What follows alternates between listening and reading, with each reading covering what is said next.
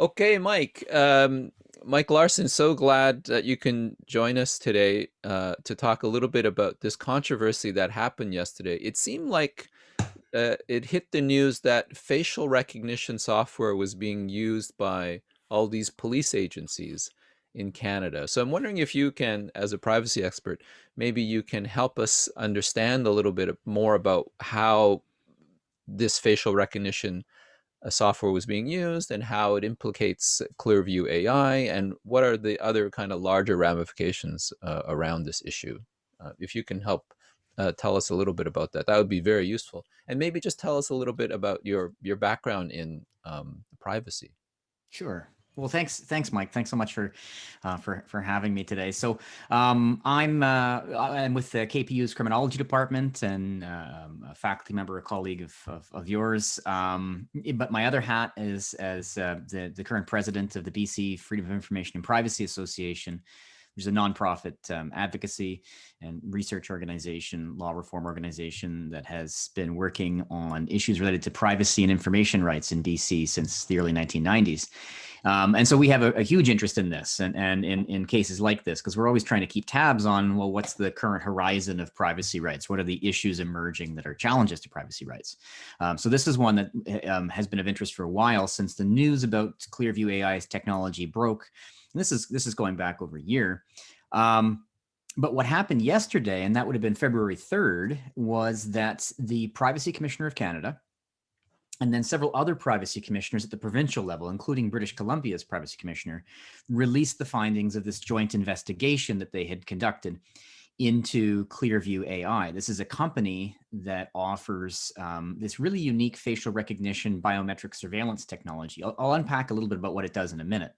But the report basically found that this company, which is based in the US, was grossly violating the privacy rights of Canadians and was marketing this technology, which was deeply intrusive, and they ought to have known was deeply intrusive. I mean, I think to us it appeared intrusive at first glance, marketing it to Canadian law enforcement organizations. And from what researchers have been able to figure out, about 48 different public organizations in Canada have been using this technology, or at least are part of its accounts, which is really staggering, right? I mean, that there's such an interest.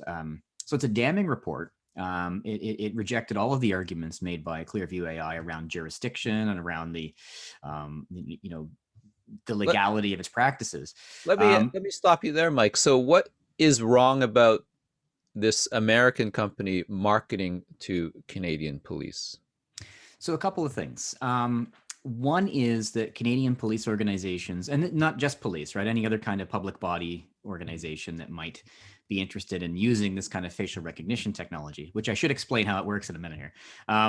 But they're subject to Canadian privacy laws, right? So the RCMP, for example, has to make sure that whatever it's doing is compliant, of course, with the charter, with various other kind of legal frameworks, but including things like our privacy laws, which police organizations are bound by, which is why police have to do things like get warrants for searches and have other kinds of strictures on how and when they can collect information. And we know these things are broken quite often, right? I mean, the police in Canada have a terrible track record when it comes to privacy rights.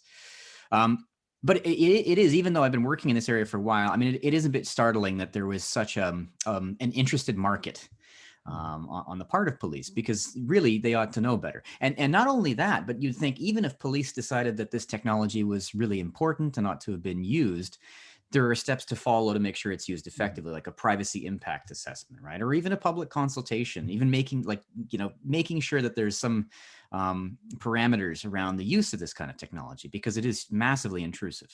I So, better Mike, explain why, though. I'm wondering if you can finish the sentence for me. The police should know better because They are subject to privacy laws. Full stop. full stop. Right. I see. So it's Yeah. it's actually very, very simple. It's not actually a complicated legal question. Well, it's an interesting question, and it actually, this is a good example of an issue that we're going to see a lot more of in Canada in the years to come, and have already seen a bit of, because a lot of the ways in which public police departments are getting into conflict with Canadian privacy rights don't involve necessarily things that they're doing in-house, but technology they're purchasing from these kind of third-party companies. So this one, for example, does this biometric facial recognition, third-party surveillance by scraping the internet. And the RCMP doesn't have that technology in-house to use. They're looking for these kind of quote-unquote solutions. Mhm. Um, and that's interesting, right? Because you have a public body which has its own rules and guidelines purchasing the services of a private entity, which is basically selling a package deal. So there were some questions of jurisdiction that were addressed in this report, and I think addressed effectively. But here's the deal in terms of what this technology actually does. Um, people put images of themselves connected to their identity on the internet all the time, right? So your LinkedIn profile, if you have like an academia profile as an academic, maybe your department website has your picture. For younger people, of course, social media, Facebook. If you have a website, university and school yearbooks. I mean, there's so many ways in which images that are connected to us Mhm. are online. Instagram accounts are a fantastic example of this. So what Clearview AI has done is they've created a technology that scrapes the internet looking for images of people, Mhm. and then it creates a unique biometric identifier that basically matches the features of your face to a series of, a code that then will be identifiable as you. Then they sell this database and this searchable service to organizations, specifically law enforcement, for use in these kind of investigation purposes. And one way to think about this is essentially what this does. The idea of like a police lineup, right? We're to line up like 6, 7 people, and which one is maybe the suspect, which one looks like the suspect. This basically just says, well, that's everybody. Everybody's in the lineup now. Mhm. Police can then take an image and run it through this database and see if they get hits, and the hits will be linked by Clearview AI directly to a particular identity.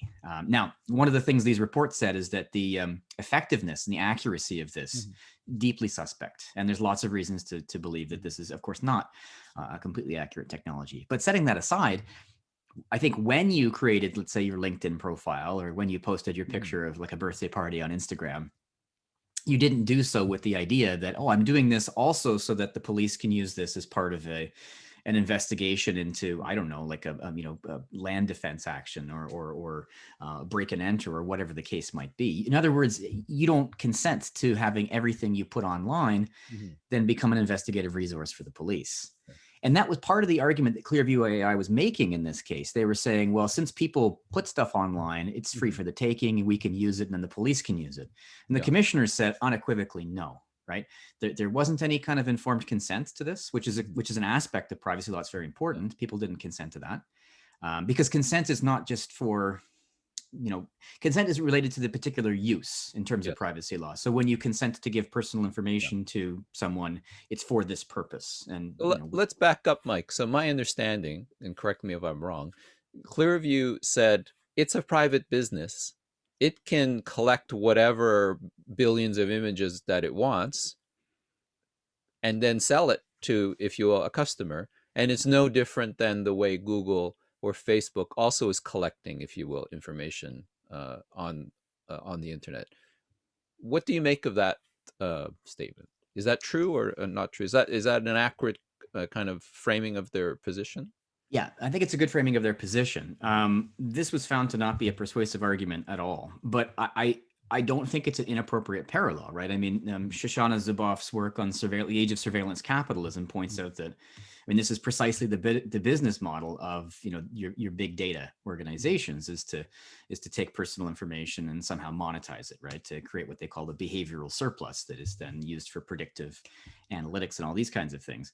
I suppose the difference here, and this actually comes up directly in the report, is that we nominally consent to Google or Facebook doing this kind of stuff. Now, I think that consent is often not properly informed, and there's a huge challenge around exactly these kinds of issues. But this is different from having someone else coming in to those kinds of spaces, and from outside, and subsequently monetizing all of that personal information without any consent whatsoever, right? So you could make the argument that you have consented to have Facebook collect personal information about you as a condition of using Facebook. but you can't make the argument that you also simultaneously consented to Clearview AI using your Mm, Facebook information for mhm, this, which is why, a lot of the big tech companies actually had sent cease and desist orders to Clearview AI about this, because I think they were worried, not that they were necessarily very morally scrupulous, but they were worried about mhm, implications for them if this was found to be unlawful. Um, but yeah, that was the argument. Since it's out there, then it's available. It can be monetized. mhm. And the commissioners said unequivocally that's not the case. And they actually said that this kind of intrusive surveillance couldn't even be saved by a kind of a consent model, Mm, because it is so potentially harmful to people, right? I mean, and again, the analogy of a police lineup is a good one here. Like, if you find yourself in a police lineup, there is a good chance there's a good chance you could be in trouble, even yes. if you're even if you're selected in error, right? But simply being in that space Yeah. exposes you to certain kind of risk, and this just Yeah. takes that and amplifies it across, all of the web. And I think one other interesting thing is that it crosses jurisdictions, right? American company, Canadian images, Canadian law enforcement organizations. So kind of on the horizon of some of the issues we're dealing with right now. So you're suggesting everyday Canadians could be tainted or criminalized by just being in, if you will, a collection of images in that sense, right? Yeah. Everybody's a suspect, right? Everybody. I mean, and actually, this kind of technology works better the more people it has, right? The better it can kind of train its algorithm, the larger the pool of information, the more images of Mike Ma that we have in the Mhm. database, the more accurately that we can zero in on you. And this kind of technology, of course, has implications in Canada for privacy rights. But you can imagine, all around the world where we see mass uprisings, protest movements, people kind of pushing back against authoritarian regimes. You can see the benefit of being able to just run these kinds of pattern matching facial recognition software and round up your dissidents and Mhm. liberation activists, all this kind of stuff.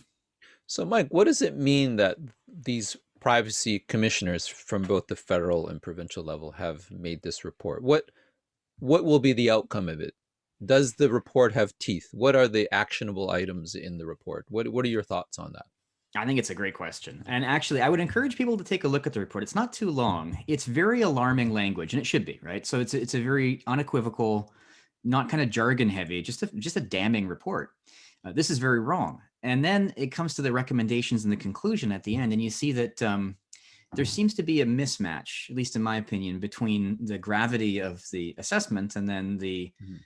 seriousness of the implications. So the commissioners have reiterated a few recommendations that they cease and desist this, that they go through this rigorous process of ensuring that what they're doing is compliant with Canadian privacy law, all these kinds of things.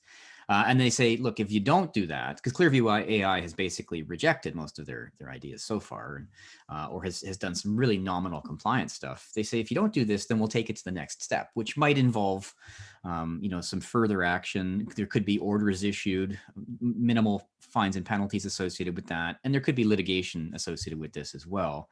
But ultimately, I think what a lot of people are hoping for, what I've been calling for, is in a situation like this, I'd like for the commissioners just to be able to say, let's pull the plug. You can't Mm, do this. And actually, there are consequences for doing this. mhm, And there should be consequences, not just for the company that's selling this, but also for the people who are mhm, looking to buy it, right? I think that there's a transactional aspect to this that's important too. I don't see a situation where the RCMP taking a look at like the pamphlet for this would have said, "Oh yeah, that's entirely above board. That's completely compliant with privacy laws, and we're entirely ethically in the clear to use this." So I'd like to see some implications for them too, and that may be coming. This mhm, this report that dropped on the 3rd was kind of part one of two. There's a subsequent investigation looking specifically into the RCMP's use of this technology, mhm. um, and and and there you have a little bit more in the way of potentially a stick coming from the privacy commissioners there, because the RCMP is a Canadian organization that's bound by a, Mm. a host of privacy laws in Canada. Although I guess you've made a good point in the sense that if indeed the commissioners merely assign a penalty to Clearview of, say, a financial penalty of a few $1,000s, it would be very easy to pay that penalty, and then that would just be the cost of doing business, and then you would circumvent this whole, if you will, report and spotlight on the issue of privacy, and that would be, I think, damaging in the sense that it would be a a circumvention of the actual law. which I Yeah, can imagine could potentially happen. I'm not saying it's happening, but it could, right, in that sense.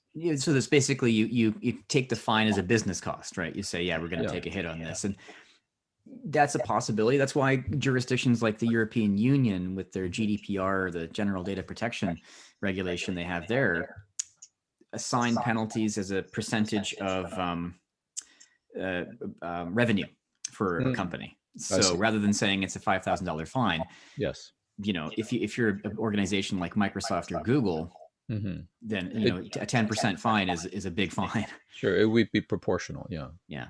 Mm.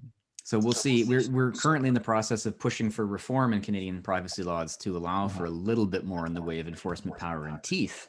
Um, but the big issue, I think, for me is that this is one of many examples where Canadian public bodies like police adopt like privacy intruding technology without consultation, without kind of Hmm. pre-clearance or Yes. legislative framework. And then they get caught. They don't announce they're using it. In fact, the RCMP initially had denied it was using this technology until there was proper investigative work. So they get Yeah. caught using it. And then Yes. there's this, oh, shoot, afterwards, there's an investigation, there's some recommendations, maybe someone pays for a commission of inquiry, and then we get some kind of remedial stuff afterwards. And it's just frustrating to see this kind of callous disregard for civil liberties in this way. So what are next steps, Mike? What will be what's something that we as the public should keep our eye on, and what do you think will be next steps on the part of the commission? But we should keep our eye on the report on the RCMP that's going to be coming out, I think, in a couple of months. We'll look for that. I think people should pay attention to the processes that are currently underway to reform our privacy laws. So, for example, in British Columbia, there's a commission that's currently looking at the review of the Personal Information Protection Act. Which is one of our privacy laws, and another one's just been launched on the FIPA in BC. And so these are opportunities for groups like FIPA, Mhm. like my group, to make submissions and try and address some of these things, because ultimately a persuasive or kind of moral argument approach is not going to work here. You need better law. You really do need better law that perfects Mhm. things. So that's going on provincially. There's also some reform taking place federally with Bill C-11, which is on digital rights and privacy. Mhm. I think people should be aware of that and look for organizations that are kind of trying to make interventions in those areas. Mhm. And then people should raise this as an issue, that they don't want police organizations to be taking a ends justifies the means, or let's do it till we get caught and then seek permission afterwards approach to things that have impact on civil liberties. So raising this in the context of discussions about defunding or around police reform, um, I think that's important too. Okay. Well, I think we'll leave it at that. Thank you so much, Mike. That's very clarifying and such good information that you've provided. Thanks so Thanks so much much. for explaining everything. Many thanks. Yep. Cheers. Take care.